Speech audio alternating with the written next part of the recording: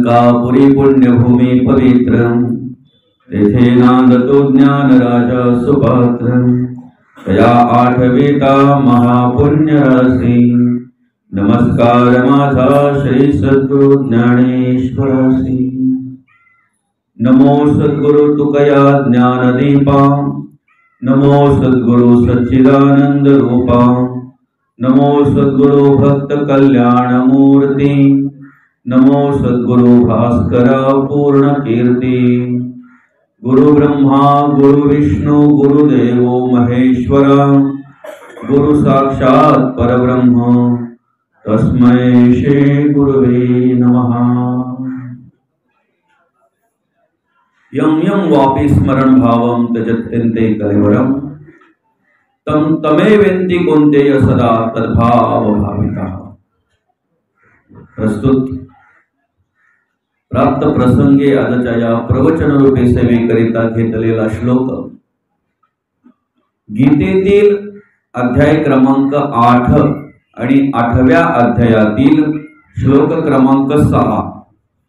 या 6व्या श्लोकामध्ये भगवंत आपल्याला ओळख करून देतात, आपल्याला मार्गदर्शन करतात।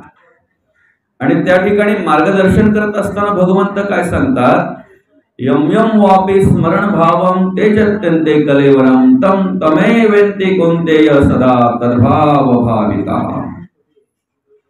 आपण आपल्या आयुष्यामध्ये जीवन जगत असताना ज्या गोष्टीवर प्रेम करतो, ज्या गोष्टीवर जीव लावतो, जी गोष्ट आपल्याला अतिप्रिय असते, तीच वस्तू तीच गोष्ट आपल्याला शेवटच्या वेळेला आठवते। आणि जी गोष्ट जी वस्तू आपल्याला शेवटच्या वेळेला आठवते त्याच वस्तूला आपण प्राप्त होत असतो, आहे की नाही? आयुष्यभर कर्म करत असताना, आपल्या जीवनाचा प्रवास करत असताना कसं मांडलंय बघा, कसं सांगितलंय बघा इथे, की ज्या गोष्टीवर आपण प्रेम करतो, बरं का, जी गोष्ट आपल्याला आपलीशी वाटते, जवळची वाटते, जीव ज्या गोष्टीला लावतोय आपण तीच गोष्ट आपल्याला आठवणार आहे शेवटच्या वेळेला। आणि जी गोष्ट आपल्याला आठवणार आहे त्याच गोष्टीला, त्याच वस्तूला आपण शेवटी प्राप्त होणार आहोत, आहे की नाही? मग प्रामाणिकपणे जर प्रत्येकाने आपल्या अंतःकरणामध्ये जर विचार केला, स्वतःला जर विचारलं, बरं का, स्वतःला जर विचारलं की मला कुठल्या प्रकारची गती प्राप्त झाली पाहिजे, शेवटच्या वेळेला मला कोणाची आठवण झाली पाहिजे, आहे की नाही?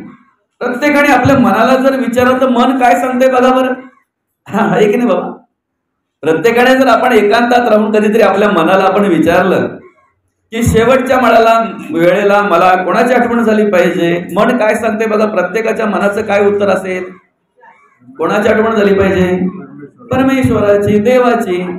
कारण शेवटच्या वेळेला ज्याची मला आठवण होणार आहे तेच मला प्राप्त होणार आहे।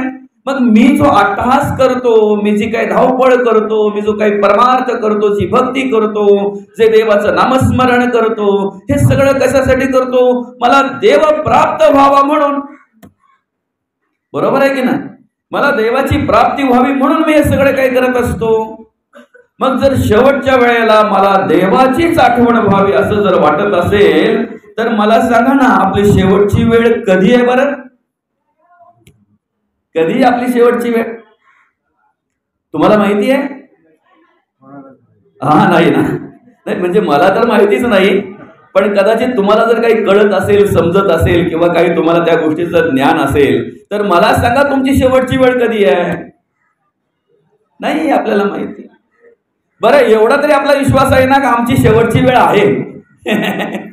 काय एवढा तरी आपला विश्वास आहे ना की माझी शेवटची वेळ येणार आहे? की आपण असं म्हणतोय माझी शेवटची वेळ कधी येणारच नाही? बघा ना, किती साधा आणि सोपा आहे ना। प्रत्येकाला मृत्यू आहे, शेवटची वेळ ही प्रत्येकाची आहे, जाणं हे प्रत्येकाला आहे, पण तरी सुद्धा मनुष्य मान्य करतोय का? मनुष्य स्मरणात ठेवतोय का की मला एक दिवस जायचं आहे म्हणून?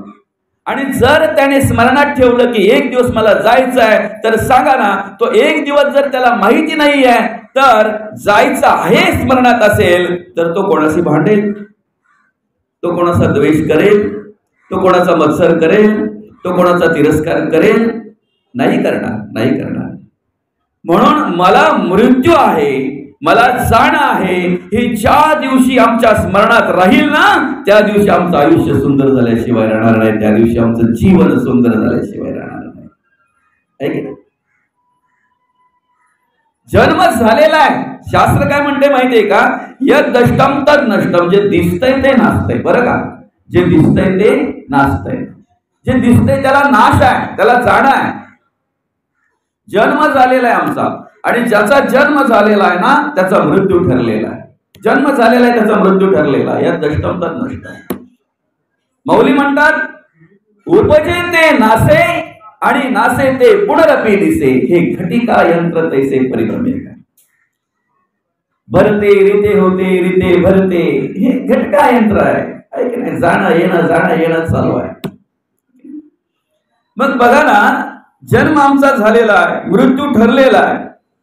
बरं, जन्म कुठे व्हावा, कसा व्हावा, कधी व्हावा, हे आमच्या हातात नव्हतं. होतं आमच्या हातात? नाहीच. आहे की नाही? आणि आमच्या हातात जर जन्म असता, कुठे व्हावा, कधी व्हावा आणि कसं व्हावा, तर ते आमच्या मनाप्रमाणे व्हायला हवं होतं. आहे की नाही? बघा ना, कधीतरी आपण एखाद्या वेळेला प्रवास करत असतो आणि प्रवास करता करता गाडीच्या बाहेर डोकावून बघितल्यानंतर जर अशी मस्त एखादी हवेली जर आपल्याला दिसली आणि गाड्या त्या हवेलीच्या पुढे उभ्या दिसल्या, आहे की नाही, असं श्रीमंत जर दिसला, आहे की नाही, तर मग लगेच माणसाला काय वाटतंय? मला इथे जन्माला यायला पाहिजे होतं. आहे की नाही? कधीतरी असा मोठ्या कार्यक्रमामध्ये आम्ही गेलो आणि एखाद्या बाईच्या गळ्यामध्ये, हातामध्ये, नाही का, असं काय, असं भरपूर काही असेल तर लगेच बाईच्या मनामध्ये काय येतंय? काय येतंय? बरोबर आहे की नाही? म्हणजे आमच्या हातात जर आमचा जन्म असता तर आम्ही नक्कीच तिथे जन्माला आलो असतो. पण हातात नव्हता. ज्या ठिकाणी जन्माला आलोय, ज्या ठिकाणी आपण जन्माला आलोय, ज्या घरामध्ये आपण आहोत ना, त्या घराचं वातावरण, त्या घराची संस्कृती, त्या घराचं राहणीमान, त्या घराच्या रीतिरिवाज आम्ही सगळ्या स्वीकारल्या पाहिजे. का? आम्हाला माहिती नाहीये आम्ही कुठे जन्माला यावं, हे आमच्या हातात नव्हतं. पण सांगू का, ज्या आई वडिलांचे ऋण आमच्यावर आहे, ज्या मुलाबाळांचे ऋण आमच्यावर आहे, ज्या पत्नीचे ऋण आमच्यावर आहे, ज्या पतीचे ऋण आमच्यावर आहेत, ज्या समाजाचे, ज्या कुटुंबाचे आणि ज्या घराचे ऋण आमच्यावर आहेत ना, ते ऋण फेडण्यासाठी आम्हाला त्याच घरामध्ये भगवंताने जन्माला घातलेला आहे. कारण माणूस या ठिकाणी जन्माला येताना अनेक प्रकारची ऋण घेऊन आलेला आहे. आई वडिलांचं ऋण आहे, समाजाचं ऋण आहे, घरातल्यांचं ऋण आहे, कुटुंबाचं ऋण आहे, देवाचं ऋण आहे, देशाचं ऋण आहे आणि धर्माचं ऋण आहे. या सगळ्या ऋणातून मुक्त होण्यासाठी आम्हाला नरदेह मिळालेला आहे की नाही? मनुष्य देह मिळालेला आहे. सहज मिळालाय का? मनुष्य देह तुम्हाला सहज मिळालाय? नाही. पापपुण्य समकृत हा मग नर यनुष्य जायते. पापपुण्य समान झाल्यानंतर हा नरदेह मिळालेला आहे. मग का मिळालेला आहे? कशासाठी मिळालेला आहे? कधीतरी आपण विचार करावा ना, कशासाठी मिळालेला आहे? एखादी वस्तू जर आम्हाला कशी वापरायची ही जर माहिती नसेल आणि ती नवीन वस्तू जर आमच्या घरी आणली, बरं का, एखादी इलेक्ट्रॉनिक वस्तू आहे, इलेक्ट्रिक वस्तू आहे आणि ती आम्ही घरी आणलेली आहे, वापरायची कशी आम्हाला माहिती नाही आहे. मग आम्ही काय करतोय माहितीये का? ती वस्तू आणल्यानंतर त्या वस्तूच्या बरोबर एक मॅन्युअल गाईड असतंय, माहिती पुस्तिका. ती पुस्तिका आम्ही वाचतोय आणि ज्या पद्धतीने त्या पुस्तिकेमध्ये सांगितलं असेल ना, त्या पद्धतीने आम्ही त्या वस्तूचा वापर करतोय. म्हणजे काय होतंय माहितीये का? ती वस्तू आमच्याकडून व्यवस्थित हाताळली जाते, तिचा वापर व्यवस्थित होतो. आहे की नाही?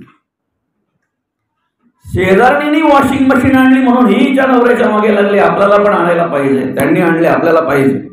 किती दिवस हाताने कपडे धुवायचे? आहे की नाही? तर याने बिचाराने विचार केला की चला आता लागले एवढे दिवस मागे, तर हा एकदा थोडीफार जमाबंदी झाली का आपण घेऊन येऊ ना. आणि झाली जमाबंदी, थोडी त्यांनी जमाबंदी केली आणि आणली वॉशिंग मशीन. त्याने ऑटोमॅटिक वॉशिंग मशीन तिला आणून दिली. बरं, धोपाटल्या सकट कपडा टाकला तिने धुवायला. वापरायची कशी माहिती नाही, तिला वाटलं कपडा भारी निघलं पाहिजे म्हणून धोपाटलं पण टाकलं त्याच्यामध्ये. हो ते काय व्हायचं ते, आणि झालं म्हणजे काय व्हायचं ते. काय झालं असेल बरं? आम्हाला नरदेह दिलेला आहे, हा वापरायचा कसा, तू कोण, कुठाचा, कुठून आलास ते काहीचा हा विचार पूर्वीचा जाण बापा. तू कोण आहेस, कुठून आलेला आहेस, काय निमित्ताने हा नरदेह मिळालेला आहे, हे मॅन्युअल गाईड आहे. ज्ञानेश्वरी हा आमचा मॅन्युअल गाईड आहे, माहिती पुस्तिका आहे. आम्ही काय करावं, ज्ञानेश्वरीमध्ये पाहावं आणि त्या पद्धतीने चालावं, आपलं जीवन सुंदर झाल्याशिवाय राहणार. आम्ही गाथेचा अभ्यास करावा, आम्ही गीतेचा अभ्यास करावा, आम्ही हरिपाठाचा अभ्यास करावा. अरे हरिपाठ म्हणजे एक एक अभंगाचा जरी आम्ही अभ्यास केला ना, एक एक अभंग जरी आम्ही मनापासून अगदी अंतःकरणापासून जर त्याचं वाचन केलं आणि व्यवस्थितरित्या अंतःकरणामध्ये जर उतरवलं ना, तर निश्चित आमचं जीवन सुंदर झाल्याशिवाय राहणार नाही. ही माहिती पुस्तिका आहे. आणि म्हणून 83,99,999 योनी नंतर ही 84,00,000वी योनी आहे. बोलताना इथे दम लागतो, योनीचा आकडा बोलताना दम लागतो बरं का. 83,99,999 योनी, एक एक योनी अनेक फेरे आहेत, कोटी कोटी फेरे, एक एक योनी कोटी कोटी फेरे. एकदा जर वडाची योनी जर भेटली ना, तर माणसाच्या पिढ्यान पिढ्या जातात तरी वड बाबा तिथेच असतो, आहे की ना, तिथेच असतो तो. आणि काय अवस्था आहे जरा कधीतरी निरीक्षण करा ना. कुत्र्याच्या योनीमध्ये गेल्यानंतर माणसाची अवस्था काय आहे, तो श्रीमंताच्याच घरात जाईल असं नाही काय. इकडे तिकडे गल्ली बोलामध्ये जर कुठेतरी जन्माला आला तर त्याचे हाल, आपण म्हणतो कुत्रा खात नाही अरे की नाही, आपण असं म्हणतो बोलताना त्याचे हाल कुत्रा खात नाही. म्हणजे हाल अतिशय जर असतील तर तिथे कुत्र्याचं दृष्टांत देतो तो आपण, तिथे उदाहरण कुत्र्याचं देतो आपण. कुत्रा हाल खात नाही, तिचे हाल कुत्रा खात नाही, त्याचे हाल कुत्रा खात नाही, आहे की नाही. एक एक योनीमध्ये पुढे अवस्था बघा काय आहे, काय अवस्था. पण तरी सुद्धा कुठेतरी भगवंत संत आम्हाला जाणीव करून काय देतात माहितीये का, पशु पक्षी गुणवंत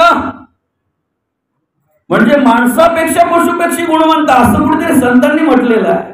माणसापेक्षा पशुपक्षी गुणवंत. ते का, तर बघा, कुत्र्याला जर 2 दिवस कुठे काय खायला मिळालं नाही बरं का, आता ते बिचारा इकडे तिकडे फिरतंय, एखाद्या गल्लीमध्ये जातंय, एखाद्याच्या घराच्या जवळ जावं, अर्धी भाकर चतकोर भाकरायच्या आशेमध्ये ते भाकर मिळायची लांब गेला, 2-4 रट्टे खाऊन त्याला बाजूला हवं लागतंय, आहे की ना. त्यात एखाद्या नाहीच मिळालं कुठेतरी एखाद्या कोपऱ्यात जाऊन बसते ते बिचारा, एखाद्याच्या सावलीचा आधार घेऊन. तिथे लहान मुलं त्याच्या दगडी मारतात, ते परत एवढं बोमत ओरडत पळतंय ते पुढे काय. पण अशा अवस्थेतही तो जगण्याचा मार्ग शोधतो, हे विशेष आहे बरं का. अशा अवस्थेतही तो जगण्याचा मार्ग शोधतोय, हे विशेष आहे. आमच्या एखाद्या मुलीला आईने काहीतरी बोलावं, सांगा ना, कुठल्या आईला असं वाटतंय की माझ्या मुलीने वाईट कर्म करावीत, कुठल्या आईला असं वाटतंय की माझ्या मुलीने वाईट मार्गाला जावं, कुठल्या आईला असं वाटतंय की माझ्या मुलीने अशी कर्म करावीत की माझी मान खाली व्हावी, मला 4 चौघांमध्ये हिंडता फिरता न यावं, असं कुठल्या आईला वाटतंय. कोणती आई अशी आहे की मुलीला शिकवताना वेगळं काहीतरी वाईट काहीतरी सांगते, अशी कोणती आई आहे का, नाही. मुलीला जर आई शिकवत असेल तर ते 100% चांगलंच शिकवण देत असेल, आणि चांगल्या शिकवणीचा राग जर त्या मुलीला येत असेल तर सांगा ना, तिने त्या रागामध्ये जर आपल्या जीवाचा काही बरं वाईट करण्याचा जर ती प्रयत्न करत असेल तर मी म्हणेन कुत्री परवडली ना काय. मग का म्हणतात संत पशु पक्षी गुणवंत का म्हणतात, परनाडी पाऊल उचले जीवसृष्टी विवेकी चाले. अरे कुठल्या बापाला असं वाटतं की माझ्या मुलाने वाईट कर्म करावीत म्हणून, बाबा तुम्हाला तिथे बसायचं असेल तर ती बॅग खाली ठेवली तरी चालेल. कुठल्या बापाला असं वाटतं की माझ्या मुलाने वाईट कर्म करावीत, कधीच कुठल्या बापाला असं वाटत नाही की माझ्या मुलाने वाईट कर्म करावी, माझा मुलगा व्यसनाधीन व्हावा, त्याने व्यसनाधीन होऊन माझ्या घराची राख रांगोळी करावी, त्याच्या संसाराची स्मशान करावं, असं कोणत्या बापाला वाटतंय, कुठल्याच बापाला वाटत नाही. प्रत्येक बाप त्याच्या मुलाला शिकवित असताना त्याने चांगलं राहावं, चांगलं वागावं, चांगलं जगावं, अशा प्रकारेच शिकवण देत असतो. बापाच्या शिकवणीचा राग जर मुलाला येत असेल आणि त्याच्यामध्ये तो नको तो निर्णय जर घेत असेल तर सांगा ना, पशु पक्षी गुणवंत संत म्हणतात ते चुकीचं आहे का. अरे एखाद्या वेळी जर एखादा शेतकरी जर नांगर धरत असेल शेतामध्ये, संपूर्ण दिवसभर नांगर ओढणारे बैल थकले जातात, भुकेलेले असतात ते बिचारे. पण तशाही अवस्थेमध्ये ज्या वेळेला तो संध्याकाळच्या वेळेला नांगर सोडतोय, बऱ्या बाजूला काढतोय ना, त्यांच्या मानेवरून त्या वेळेला थकलेले, भुकेलेले, भागलेले बैल 50 घरं सोडून गावातली बरोबर त्यांच्याच गोठ्यात जातात. काय पण काही वेळेला नांगऱ्याला मात्र शोधावं लागतंय. 7 वाजले, बैल आले घरी, पण आमचा नांगऱ्या का? बैल घरी आले पण आमचा नांगऱ्या काही आला काय? 7 वाजले, 7:30 वाजले, 8 वाजता कोणतरी 2-4 जण कुठल्या तरी पर्यात पडलेला त्याला घेऊन येतात. हे बघा तुमचं. म्हणून संत म्हणतात पशु पक्षी म्हणून म्हणतात. परणारी पाऊल उचले जीवसृष्टी विवेकी चाले, मनुष्यहून भ्रमले काय निमित्त. एखाद्या पानावर जर एखादी आळी असेल तर ती पुढे कुठे आधार मिळतो का बघते. जर आधार मिळाला तर ती पान सोडते ना, आधार जर नाही मिळाला तर ती परत माघारी फिरते का. जर मी पुढे जाईन तर त्या पानावरून झाडावरून खाली पडेल, आणि जर खाली पडले तर कदाचित माझा जीव जाऊ शकतो. सुनेने काहीतरी बोलावं सासूला, सासूने काहीतरी सुनेला बोलावं, आणि सून 4थ्या माळ्यावरून 6व्या माळ्यावरून 8व्या माळ्यावरून उडी मारते. आमचं जीवन आम्हाला कळलं का? आमचं जगणं आम्हाला कळलं का? आम्हाला हा नरदेह कशासाठी दिलेला आहे भगवंताने, याचा विचार कधीतरी आम्ही केला का? अरे आम्ही सहज जरा कुठे एखादा विषय विचार आमच्याकडे आला की आम्ही देह संपवण्याचा विचार करतोय. आम्ही नको त्या प्रकारचा चुकीचा निर्णय घेतोय. पण कधीतरी आम्ही हा विचार केलाय का हा नरदेह आम्हाला सहज मिळालेला आहे का? मनुष्य देह सहज मिळालेला आहे. प्रत्येक योनीमध्ये काम करत असताना कुठेतरी थोडं थोडं पुण्य गोळा झालं आणि मग हा नरदेह आपल्याला मिळालेला आहे, थोडं थोडं पुण्य करून, आहे की नाही? म्हणून खऱ्या अर्थाने ही जी माणसं ज्यांच्या उत्तर कार्यांच्या निमित्ताने आज आपण ही प्रवचन सेवा आयोजित केलेली आहे, आपल्या या बदलापूर गावातील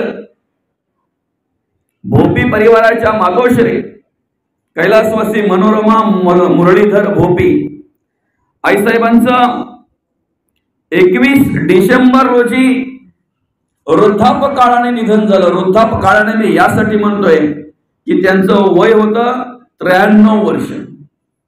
93 वर्ष. बोलायला सोपं जात आहे, पण 93 वर्ष जगायला म्हटल्यानंतर खूप कठीण आहे. 93 वर्ष.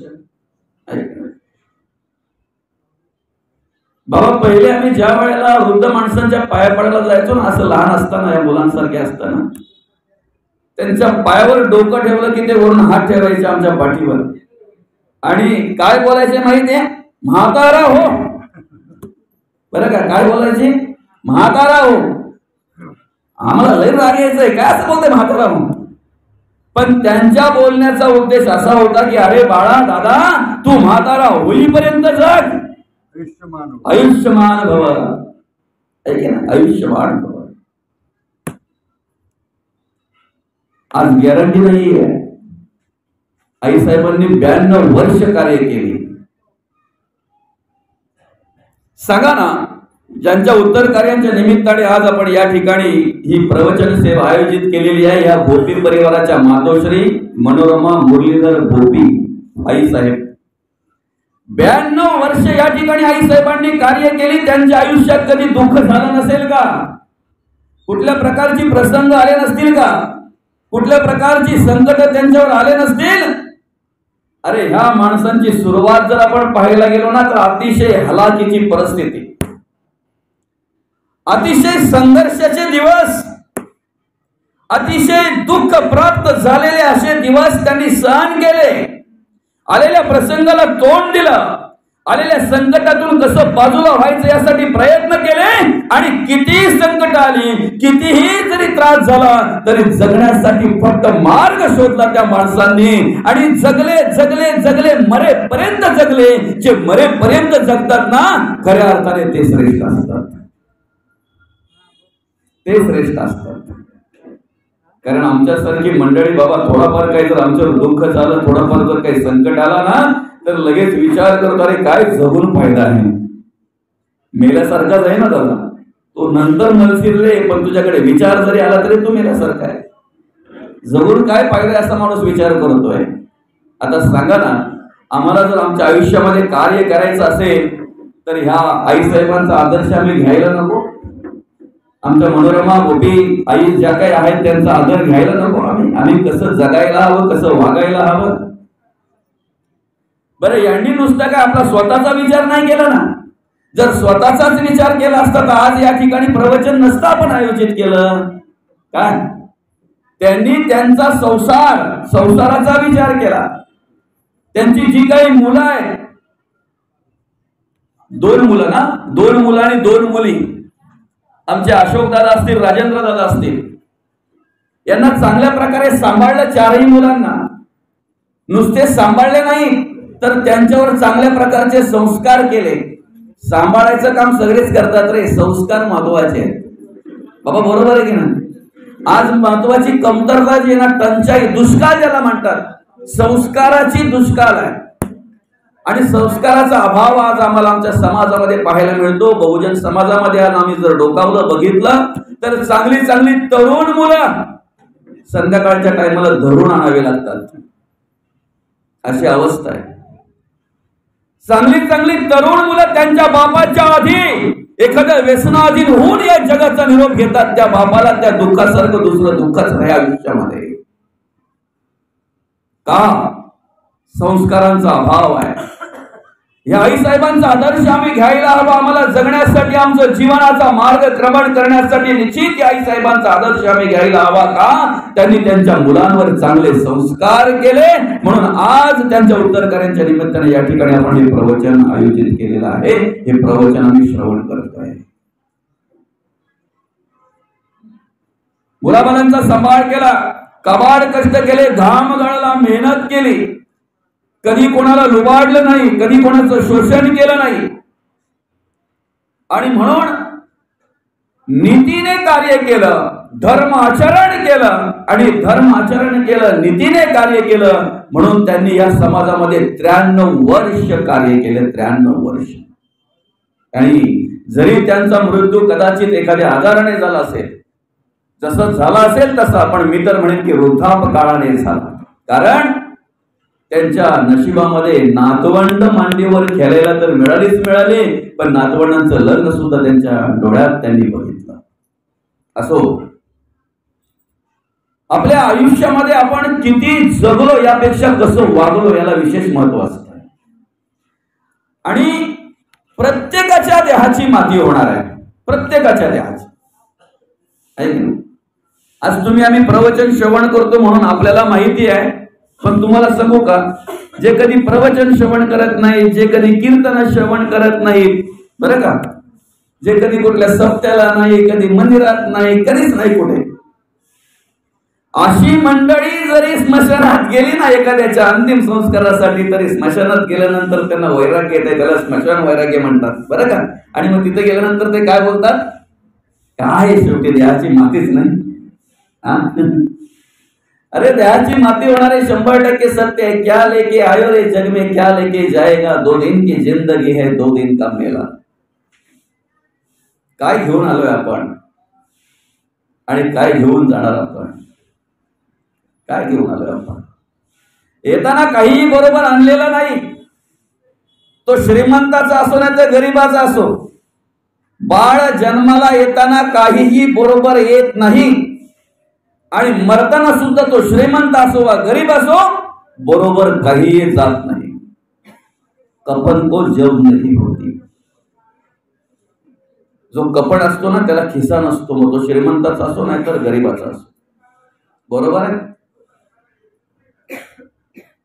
गावातला श्रीमंत माणूस असू द्या वा गरीब माणूस असू द्या, काळा माणूस असू द्या वा गोरा माणूस असू द्या, अशिक्षित असू द्या वा सुशिक्षित असू द्या, त्याच्याही पलीकडे जाऊन सांगतो, ज्ञानी असू द्या किंवा अज्ञानी असू द्या, सगळ्यांची शेवटच्या वेळची जागा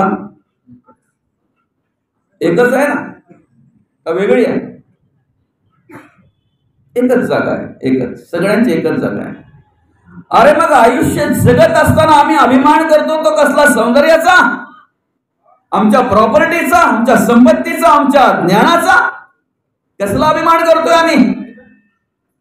शेवटच्या वेळेला जर एकाच प्रकारची जागा आहे, राखच होणार आहे, येताना 2.5-3 किलो जास्तीत जास्त, किती? 2, 2.5, 3, जास्तीत जास्त 3 किलो.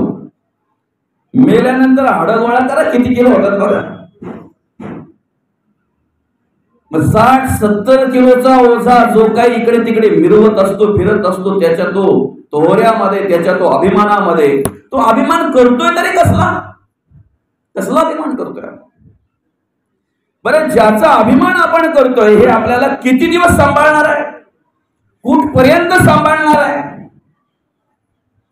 सौंदर्याचा ज्याला अभिमान असेल ते सौंदर्य कितपर्यंत राहणार आहे? कुठपर्यंत राहणार आहे? ते ज्या मुलाबालांचा अभिमान आपण करतोय, ज्या बाईचा अभिमान आपण करतोय, आपण ज्या कुटुंबाचा नव्हे नव्हे तर काहींना सोयऱ्यांचा अभिमान, माझे सोयरे नाही कोणाचे कोणी, तुझे नव्हे रे कोणी, अंते जाशील एकला रे प्राण्या मासे मासे म्हणून. नाही कुणाचे कोणी, तुझे नव्हे रे कोणी, अंती जाशील एकला रे प्राण्या मासे मासे म्हणून.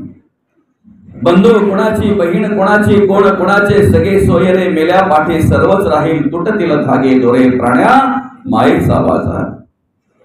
2 दिवसाची तुझी जवानी नाही पुढे टिकणार रे, वृद्धपण येता जवळी वैद्य काय करणार प्राण्या मायेचा बाजार. आजार आल्यानंतर, व्याधी जडल्यानंतर माणसाला कळतंय आपले कोण आहेत. मग काही वेळेला घरचे बोलतात बाबांच्या वजना एवढे पैसे द्या डॉक्टर साहेब, फक्त जगवा. दादा, वेगवेगळ्या प्रकारची इंद्रिय तुम्ही पैशाने विकत घेऊ शकता, पण आयुष्य कधीच कोणाचं आयुष्य आपण विकत घेऊ शकत नाही, कधीच नाही. आणि म्हणून देवाचे आभार माना, देवाने तुम्हा मला आईच्या गर्भातून सही सलामत सोडून, विशेष म्हणजे जे आयुष्य दिलेलं आहे, जे दिलंय ते आयुष्य. पण नक्कीच देवाचे आभार मानायला पाहिजे. देवा, अरे जे आयुष्य तुम्ही आम्हाला दिलेलं आहे ना, हे अमूल्य आहे, त्याची कोणी किंमत करू शकत, कोणी किंमत करू शकत. आणि म्हणून येतानाही काही घेऊन आलो नाही, जातानाही काही घेऊन जाणार नाही. फक्त पसारा आमचा सगळा जो असतो ना, हा मायेचा बाजार आहे की नाही, प्राण्या मायेचा बाजार. आणि म्हणून या ठिकाणी अनेक माता होऊन गेल्या. राष्ट्रमाता, राजमाता, महासाहेब जिजाऊ, ज्यांनी हिंदवी स्वराज्य संस्थापक राजे शिवछत्रपती घडवले, अशाच अनेक माता होऊन गेल्या. त्यापैकीच एक माता मदालसा. आणि त्या मदालसा माता आपल्या मुलाला, पालण्यातल्या मुलाला उपदेश करतायत. माऊली, पालण्यातल्या मुलाला, पालण्यात जर मुलगा आहे तर किती मोठा असेल तो, पण त्या पालण्यातल्या मुलाला उपदेश करतायत. त्या पालण्यातल्या मुलाला सांगतायत, हा देह नासिवंत मलमूत्राचा बाधा, वरी चर्म घातले रे कृमी कीटकांचा साधा, रव रव दुर्गंधी रे अमंगळ तिचा बाधा, स्मरे त्या हरिहरा शरण जाई गोविंदा. या देहाचा भरवसा पुत्र न धरावायसा, माझे माझे म्हणून या बहु दुःखाचा वळसा, बहुत ठकियेले मृग जळाच्या आशा, तृष्णा सांडोनिया योगी गेले वनवासा. हा देह कसा आहे? हा देह नाशिवंत मलमूत्राचा बांधा, असं मांडले बघा. हा देह नाशिवंत आहे, मलमूत्राचा बांधा आहे, वरी चर्म घातले रे कृमी कीटकांचा साधा. कधीतरी आमच्या नाकातून एखाद्या वेळेला पाणी बाहेर आलं ना, आता मी पाणीच बोलतो बरं का, तर ज्याच्या नाकातून पाणी बाहेर येते त्याच्याकडे किती प्रेमाने पाहतोय आपण, किती निरीक्षण करत बसतोय ना, बसतोय. आपली मान खाली जाते, आपले नजर खाली जाते, आणि पहिले बोलतोय रुमाल घ्या ते नागपूस पहिले. काय म्हणतात मदालसा माता, वरी चर्म घातले रे. आणि ज्या चर्मावर वरती चर्म घातलेले, आतमध्ये काय त्याचा विचार आम्ही करू शकत नाही. काय आहे, बरंच काय काय आहे, बरंच काय काय आहे. कधीतरी एखाद्या माणसाने सकाळी सकाळी उठावं आणि उठल्याबरोबर आमच्याशी बाता सांगायला यावं. त्याला बोलतो बाबा कीप डिस्टन्स, थोडा अंतर ठेव दादा, नाही तर मग जा जरा गोडल्या दातबीत जरा घासू द्यायचं. वरी चर्म घातले रे कृमी कीटकांचा सांधा. कधीतरी एखाद्या बाजूची जर चांबडी आमची निघाली ना, अधिक दिवस जर झाले तर घरातले कंटाळतात. म्हणून देवाला हात जोडून प्रार्थना करा, विनंती करा, देवा असं असताना सुद्धा हे व्यवस्थित ठेवलं, व्यवस्थित आहे, ही तुमची कृपा आहे. अन्यथा ज्या वेळेला दादा हे सगळं बाहेर पडायला लागतंय ना, त्यावेळेला आपलीच माणसं खूप लांब जातात. कोरोनाच्या काळामध्ये भगवंताने आपल्याला सगळ्यांना दाखवून दिलं कोण कोणाचं आहे. बाई बाप्याची नाही, नवऱ्याची नाही, बायको नवऱ्याची नाही, नवरा बायकोचा नाही, मुलं अरे बाप तिकडे पडलेला आहे, मुलं लांबून पाहतायत, जवळ जात नाहीत, अशी अवस्था झाली होती. पैसा कोट्यावधी करोडपती असणारे सुद्धा त्यावेळेला हतबळ झाले होते, हतबळ झाले होते. मग कधीतरी आम्ही एकांतात बसावं आणि ज्याच्यावर आम्ही प्रेम करतोय ना, एक मनाला विचारावं हे कुठपर्यंत आम्हाला सांभाळणार आहे. म्हणून जगद्गुरु तुकोबा म्हणतात, नको नको मना गुंतो माया जाळी, काळ आला जवळ एक असावया.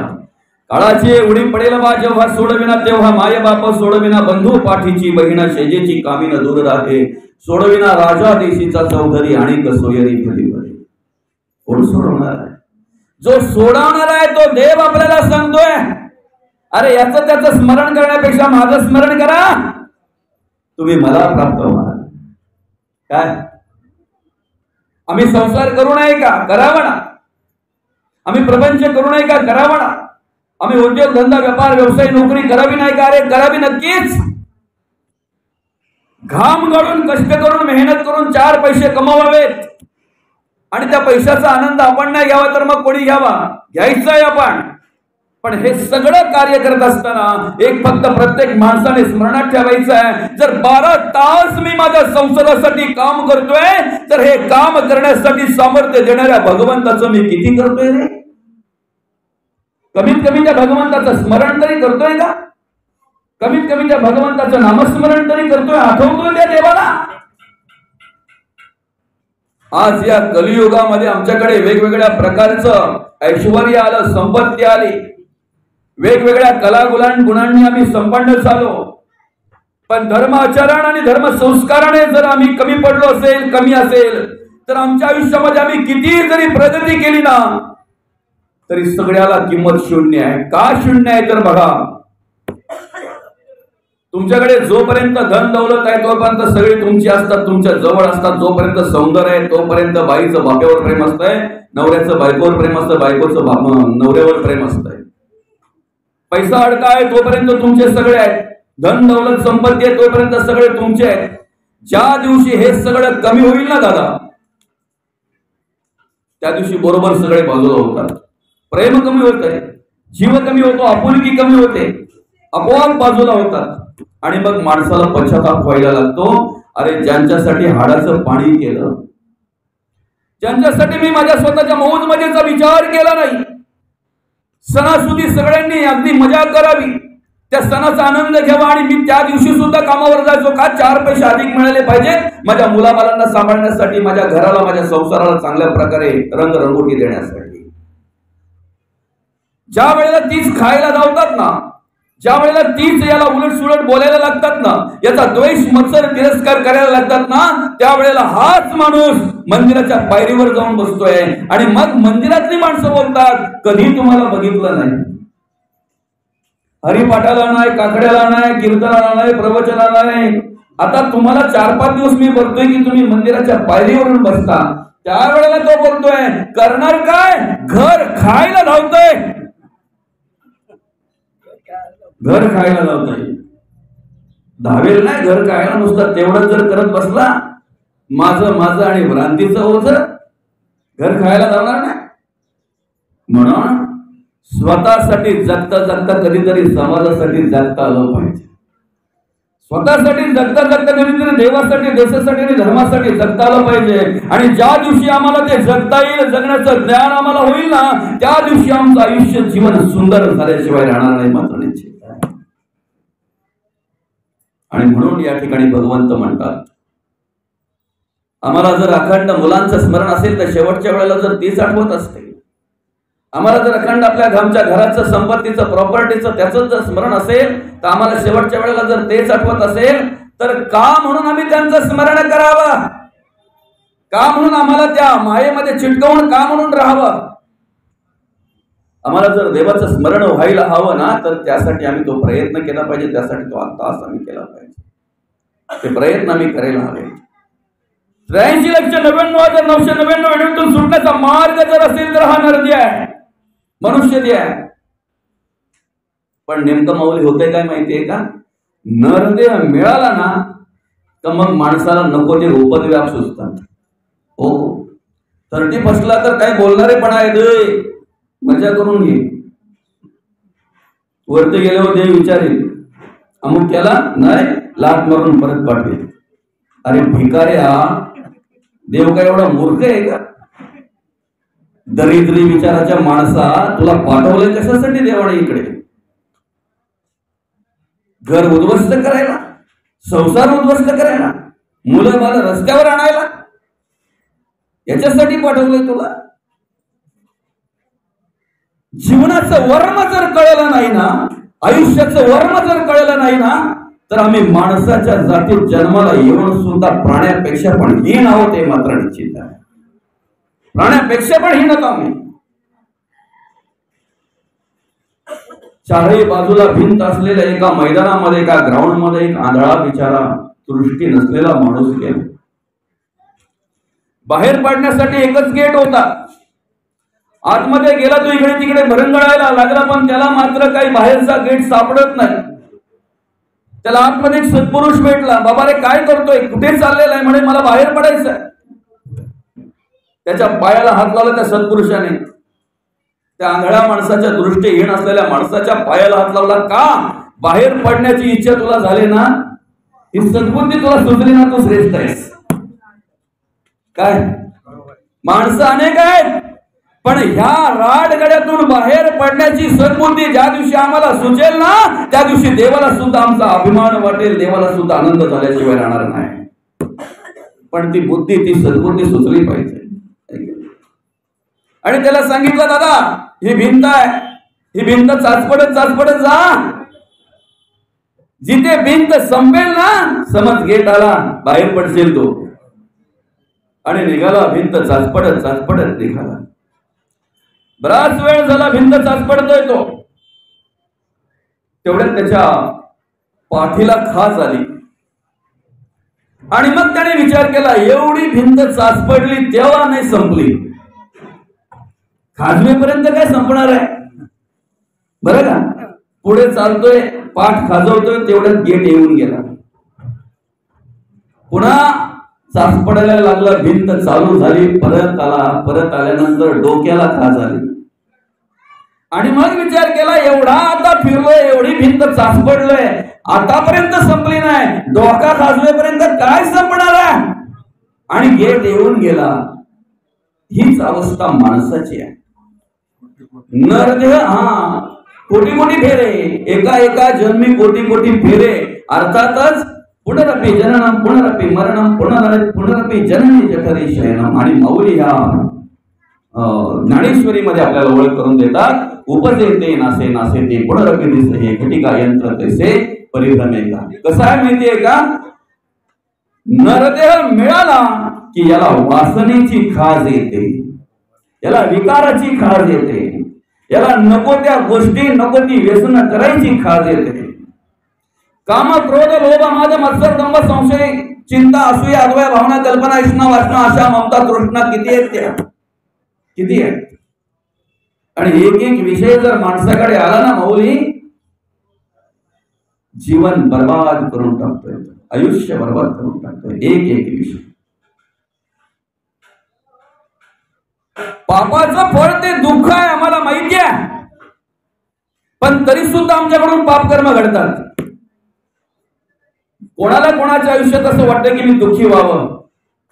कोणालाही वाटत नाही, कोणालाही वाटत नाही.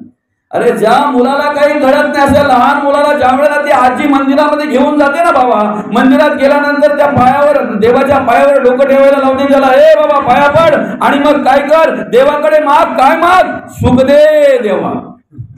काय दे? सुख. काय कशाला म्हणतात ते अजून त्याला माहिती पण नाही, पण तिथून ती आधी त्याला शिकवते काय मागायचं? सुख दे देवा. आता प्रामाणिकपणे सांगा, दुसऱ्याला दुःख देऊन आम्ही आमच्या आयुष्यामध्ये सुखाची अपेक्षा करणं याला काय म्हणतात? भ्रम. पाप. पाप भ्रम म्हणतात. काय म्हणतात? भ्रम. बरोबर आहे की नाही? तुम्हाला दुःख देऊन जर मी सुखाची अपेक्षा करत असेल जमेल? मग दुःख जर दिला, आम्ही जर पाप कर्म केली तर आम्ही सुखाची अपेक्षा करून चालेल का? मग पाप कर्म कशाला म्हणतात हे आम्हाला प्रथम कळलं पाहिजे, बरं का? हिंसाचार करणं, भ्रष्टाचार करणं, अत्याचार करणं याला काय म्हणतात? पाप म्हणतात. पण एकमेकाचा द्वेष करणं याला सुद्धा पाप म्हणतात. माऊली, बरं का? लक्ष्मीची पूजा चालू आहे बाईची आणि नवरा तिकडे भुकेलेला आहे. काय म्हणतोय? अगं पोटामध्ये कावळे कागतायत, अजून मला भूक लागलेली आहे, इथं अंग चढचढा कापायला लागलेला आहे. पण बाई बोलते जोपर्यंत माझ्या लक्ष्मीची पूजा होत नाही तोपर्यंत तुम्हाला जेवायला मिळणार नाही. मात्र निश्चित ते सांगा ना, देव तिला कळला का? आता तुझं लक्ष तिकडं तरफडतो बिचारा भुकेलेला आणि तू लक्ष्मीच्या मागे लागलेस. काकू बरोबर आहे का नाही? सासू इकडे चहा करते ना, ती बोलते देवीला नैवेद्य दाखवल्याशिवाय तुम्हाला चहा भेटणार नाही. सासरा बोलतो इथं माझा आण कापायला लागलाय बाई, मला काहीतरी देलं करायला. नाही नाही, देवाला नैवेद्य. अरे देवच तुला कळला नाही करा. जर देव कळला असता तर ह्या देवाला तुम्ही पहिले नैवेद्य दाखवला असता. पाप कशाला म्हणतात? आम्हाला असं वाटतं आमच्याकडून मोठी हत्या झाली म्हणजे पाप. अरे त्याला पाप म्हणतातच म्हणतात, पण एकमेकाचा द्वेष करणं, एकमेकाचा मत्सर करणं, एकमेकाचा तिरस्कार करणं याला सुद्धा पाप म्हणतात. कोणत्या घरात जन्माला यावं आम्ही आमच्या हातात नाहीये, पण ज्या घरात आम्ही जन्माला आलेलो आहोत ना, त्या घराचं मंदिर करायचं की स्मशान करायचं हे मात्र आमच्या हातात आहे. जन्मही आमच्या हातात नाही आणि मृत्यूही आमच्या हातात नाहीये, पण जन्म आणि मृत्यू याचा मधला काळ ज्याला आयुष्य म्हणतात ते आयुष्य आमच्या हातात आहे. ते आयुष्य आमच्या हातात आहे. आणि म्हणून जर तुमच्या घरामध्ये, तुमचं घर किती करोड रुपयाचं असू द्या, तुमच्या घरामध्ये सगळ्या प्रकारच्या सुखसोयी असू द्या, पण जर तुमच्या घरामध्ये तुम्ही तुमच्या आई वडिलांचा, तुम्ही तुमच्या सासू सासऱ्यांचा जर द्वेष मत्सर करत असाल, तिरस्कार करत असाल, तुमच्या वागण्याने, तुमच्या जगण्याने जर त्यांच्या डोळ्यामध्ये दुःखाचे अश्रू जर येत असतील ना, तर घर नाही स्मशान आहे ते स्मशान. पण तुमच्या परिस्थितीप्रमाणे जसं तुमचं घर असेल तसं असू द्या, तुमच्या वागण्याने, तुमच्या जगण्याने जर तुमच्या आई वडिलांच्या डोळ्यामध्ये जर आनंद अश्रू येत असतील, तुमच्या वागण्याने, तुमच्या जगण्याने जर तुमच्या सासू सासऱ्यांच्या डोळ्यामध्ये आनंद अश्रू येत असतील, अगे सून नाही आमची मुलगी आहे, मुलगी, आणि खऱ्या अर्थाने जर त्यांचा कुठल्याही प्रकारचा द्वेष मत्सर तिरस्कार जर घडत नसेल, चांगल्या प्रकारे जर त्यांच्याकडे लक्ष देत असाल ना, घर नाही मंदिर आहे दादा, ते मंदिर. ज्या दिवशी चालत्या बोलत्या देवांची सेवा आमच्याकडून घडेल ना, त्या दिवशी मंदिरातल्या देवाची सुद्धा कृपा आमच्यावर झाल्याशिवाय राहणार नाही, मात्र निश्चित आहे. पण चालत्या बोलत्या देवांचा जर मत्सर तिरस्कार आणि द्वेष जर आमच्याकडून घडत असेल तर तो मंदिरातला देव सुद्धा बोलतोय नाही आलीस तरी चालेल, नाही आलीस तरी चालेल. देव देवालयामध्ये लपला, देऊन पूजिता पावे त्याला, सृष्टीमध्ये ज्याला त्याला ऐसेच घ्या. म्हणून सासूने आपल्या संसारामध्ये कार्य करत असताना सून नाही माझी मुलगी आणि मुलीप्रमाणे तिच्यावर प्रेम केलं पाहिजे. आपण जे देऊ ते आपल्याला भेटणार आहे, बरोबर आहे? जे देऊ ते भेटणार आहे. परत फेड आहे दादा, प्रत्येक गोष्टीची, कर्माची, विचाराची, सगळ्याची परत फेड आहे. Return gift. सुनेने सुद्धा सासू नाही माझी आई आहे आणि आईप्रमाणे त्या ठिकाणी वागलं पाहिजे, जगलं पाहिजे. ज्या दिवशी जगण्याची बुद्धी आमच्याकडे निर्माण होईल ना, जगावर कसं ते कळेल ना, त्या दिवशी पोथ्या कमी वाचल्या तरी चालतील, बरं का? कारण संत काय म्हणतात माहितीये का, वेद वाचता वाचता ज्या दिवशी तुम्हाला समोरच्याच्या वेदना वाचता येतील ना, त्या दिवशी तुमच्याकडून परमार्थ घडला समजा, त्या दिवशी तुमच्याकडून भक्ती घडली समजा. आलं का लक्षात? म्हणून प्रत्येकाला प्रामाणिकपणे वाटतं की आम्हाला चांगली गती मिळाली, प्रत्येकाला वाटतं. कोणाला वाटतंय मी अधोगतीला जावं, कोणाला वाटतंय मला दुःख व्हावं, कोणालाही वाटत नाही. प्रत्येकाला वाटतंय की मला चांगली गती मिळावी. मग गती ही आपल्या कर्मावर आधारित आहे. आणि सांगू का, आपला हिंदू धर्मातला सर्वश्रेष्ठ ग्रंथ गीता, हा गीता ग्रंथ आपल्याला सांगतोय काय, तुम्ही जी कर्म करतात ना तीच तुमची भक्ती आहे. कर्म करतात तीच भक्ती आहे. आम्ही जे राहतोय, वागतोय, चालतोय, बोलतोय, सगळं काही कार्य करतोय ना, यालाच भक्ती म्हणतात. बरोबर आहे की नाही बाबा? उद्या देहाची जरी माती झाली ना तरी विचारांची माती होऊ नये असं जर वाटत असेल, त्या देहाने केलेल्या कर्माची गुणांची माती होऊ नये असं जर वाटत असेल ना, तर ज्या पद्धतीने संतांनी कार्य केलं, ज्या पद्धतीने या ठिकाणी अनेक महापुरुषांनी कार्य केलं, जे आज जरी देहाने नसतील तरी त्यांच्या ग्रंथाच्या रूपाने आणि त्यांच्या विचाराच्या रूपाने आजही आमच्या हृदयात आहेत ना, त्याप्रमाणे आमच्याकडून कर्म घडली पाहिजे. त्यांच्या पावलावर पाऊल ठेवून आम्हाला चालता आलं पाहिजे. आणि म्हणून त्यासाठी आपला संघ महत्वाचा आहे. आपण कोणाच्या संगतीला आहोत, बरोबर आहे की नाही, कोणाच्या जोडीला आम्ही बसतोय हे महत्वाचं आहे. सांगा ना, आपल्या रोजचं उदाहरण एक बघा, प्रत्येकाला पटेल असं आहे की नाही. मागच्या वर्षीचं काही लोखंड राहिलेलं आहे त्याच्या घराच्या बाजूला, काम करता करता थोडं लोखंड राहिलं त्याचं मागच्या वर्षीचं, आणि त्या मागच्या वर्षीच्या लोखंडावर त्याने ह्या वर्षी नवीन आणलेलं लोखंड ठेवलं. बरं का, आता मागच्या वर्षीचं लोखंड म्हणजे थोडं गंजलेलं आहे, त्याची किंमत पण कमी झालेली आहे. या वर्षी जर नवीन आणलेलं जास्त किमतीचं लोखंड त्याच्यावर ठेवलं, काही कामानिमित्त त्याला काम करायला जमलं नाही म्हणून तो लोखंड तसंच राहिलं. आता सांगा काय झालं असेल तिथे. वास्तविक नवीनची किंमत जास्त आहे, नवीन चमकदार आहे, पण तरी सुद्धा गंजलेल्यामध्ये एवढं पॉवर आहे की ते नवीनाला गंजवत आहे. काय नवीनाला गंजवत. लोखंडाला संपविण्यासाठी वेगळं काही करावं लागत नाही, त्याचा गंज त्याला संपवत असतो. तसं माणसाला संपविण्यासाठी वेगळं काही करावं लागत नाही, माणसाचा अहंकार, अभिमान त्याला संपवत असतो. म्हणून संत म्हणतात, म्हणा सांग पार रावणा काय झाले, अकस्मात ते राज्य सर्वे केला. ते राज्य, बरं का, रावणाचं राज्य कधीतरी आपल्या डोळ्यासमोर आणा. त्याच्याजवळ काय होतं, किती होतं, कसं होतं, नाव पण शिल्लक राहिलं नाही. 10-12 वर्षातून मुलगा झाला, लय आनंद झाला म्हणून त्याचं नाव रावण ठेवलंय, कंस ठेवलंय. काय नाव पण नाही राहिलं शिल्लक त्यांचं. तुम्ही किती श्रीमंत आहात तुमच्या जीवनामध्ये, आयुष्यामध्ये, शेवटी याला महत्व नाही आहे. तुम्ही किती ज्ञानी आहात यालाही महत्व नाहीये. कारण दशग्रंथी ब्राह्मण होता, ऋग्वेद, यजुर्वेद, सामवेद, अथर्वण वेद, चारही वेद त्याच्या मुखोद्गत होते. तुम्ही सांगा ना, चारही वेद जर मुखोद्गत होते तर चारही वेदाचं महावाक्य काय बोलतंय, अहम ब्रह्मास्मी तत्वमसी अयम आत्मन ब्रह्म प्रज्ञा नाम ब्रह्म. काय म्हणतात माझं महावाक्य? अरे ज्या देवाच्या शोधासाठी तुम्ही इकडे तिकडे फिरतायत ना, तो देव अजून कुठे नाहीये. अहम ब्रह्मास्मी, मीच तो देव आहे. दुसरं काय म्हणतंय, तत्वमसी, ते ब्रह्म म्हणजे तूच आहे. मग तरी सुद्धा काय अवस्था झाली रे त्याची. त्या रावणाची ओळख करून देत असताना कबीर महाराज म्हणतात, परणारी पैरी शुरीनं लावा उसे अंग, रावण के दशशीर गए परणारी के संग. 10 डोकी गेली त्याची. आणि म्हणून जगद्गुरु तुकोबा म्हणतात, साधने तरी हेची आता जो कोणी साधेल, परद्रव्य परणारी याचा धरी विटाळ. तुम्हाला तुमच्या आयुष्यामध्ये जर चांगलं जगायचंय, वागायचंय ना, भगवंताच्या कृपेने जे प्राप्त झाले त्याच्यात समाधान माना, तेथे एकनिष्ठ राहा, तिथे कार्य करा, जे असेल ते देवाचं चिंतन करा. उद्धार झाला तुमचा, उद्धार झाला. काय पण माणसाची परिस्थितीच असे ना दादा, की या ठिकाणी कार्य करत असताना तो फक्त आशेने जगतो. आणि नुसती ओढ. काय माणूस दुःखी काय माहितीये का, स्वतःमुळे कमी, दुसऱ्यांमुळे जास्त. कारण पायी चालणारा सायकलवाल्याकडे पाहतो, सायकलवाला मोटरसायकलवाल्याकडे पाहतो, मोटरसायकलवाला 4 चाकीवाल्याकडे पाहतो, 4 चाकीवाला कुठेतरी ट्रॉफिक मध्ये अडकला तर त्याला हेलिकॉप्टर दिसतंय. बरोबर आहे.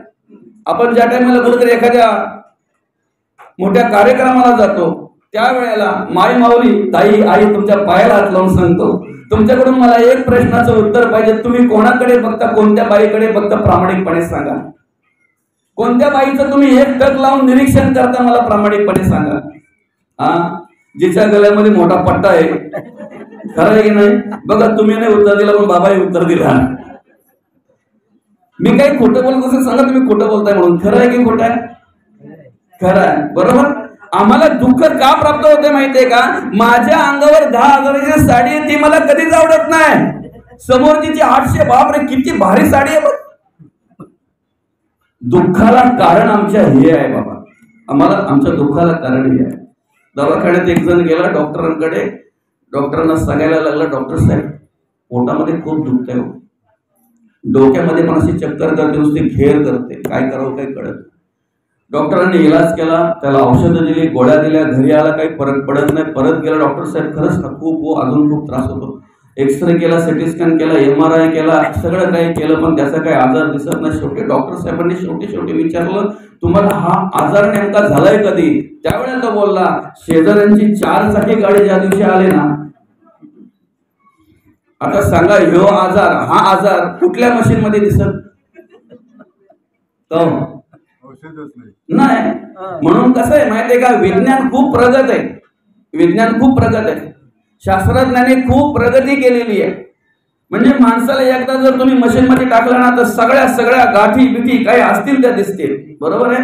पण वैज्ञानिकांना माझी एक विनंती आहे की दादा, अशी एक मशीन तयार करा का ज्या मशीन मध्ये टाकल्यानंतर माणसाच्या आतल्या गाठी दिसल्या पाहिजेत. आतल्या गाठी समजतात ना? एखादा माणूस आपल्या जवळ येतो, लय गोड गोड बोलतो ना, आपला काटा काढले मग बोलतो, आतल्या गाठीचा माणूस नाही येतो काय. एखादी बाई जवळ येते, मस्त लय गोड गोड बोलते, तुझी सासू अशी सासू तशी, पण जाता जाता बोलते, लय घाम घालते का तुला? आता ते काय म्हातारी झाली, काय काम करायला नको, पण जेव्हा बसलेलीच काय. आणि सासूकडे जाऊन तीच बसते, सुनबाई भारी भेटले का तुला, पण जास्त डोक्यावर सरवू नको, सरल्यानं तर उतरत नाही.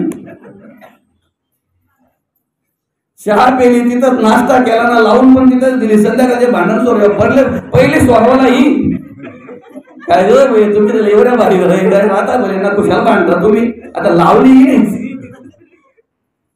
या आतल्या गाठी ज्या दिवशी आम्हाला एखाद्या मशीन मध्ये दिसतील ना, त्या दिवशी आम्हाला माणसं ओळखायची ज्ञान प्राप्त होईल, आहे की ना. म्हणून आम्हाला संघ कोणाचा आहे, आम्ही कोणाच्या जोडीला बसतो ना, हे महत्वाचं आहे की ना. ज्या वेळेला पुरुष मंडळी आमच्या घरामध्ये कांद्याची गोण आणून देतात, कोण देतात? पुरुषच देतात ना. पुढे सांभाळण्याचं जबाबदारी कोणावर असते? कोण बोला? पुरुषांवरती का? इकडून आवाज आला पुरुषांवर म्हणून. तुम्ही बाईवर बोलत पण इकडून पुरुषांवर बरोबर असू दे. तर बाईवर असते, बरोबर आहे. मग सांगा ना, ती गोण तुम्ही घरी आणल्यानंतर जर 2 महिने उघडलीच नाही, तशीच ठेवली, तर मग काय होईल बरं?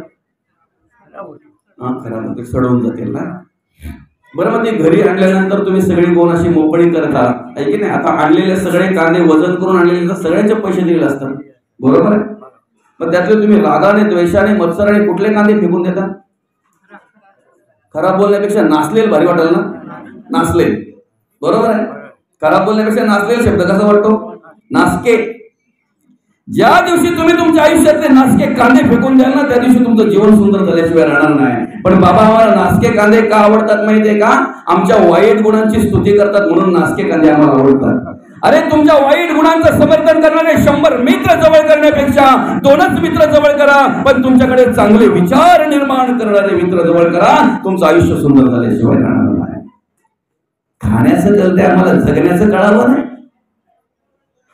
रात्रीची भाजी एखाद्या वेळी जर बाईने दिली तर पहिले तो नाकाजवळ नेतो आणि मग बोलतो, उतरलेली भाजी मला तिथे समजत नाही, तुला आधी बघता नाही आलं, पाहता नाही आलं. अरे, खाण्याचं जर कळतंय ना दादा, तर कर्माचं पण कळलं पाहिजे. एखाद्या वेळी जर बाईने चुकून मुलाच्या उष्टा ग्लास जर त्याला दिला आणि त्याच्या निदर्शनात आला, तर उलट तो बोलतोय, पोराच्या उष्टा ग्लास मला देते. मारत्या बघा, तुला वेगवेगळे ग्लास ठेवले तर तिथं काय अवस्था असते.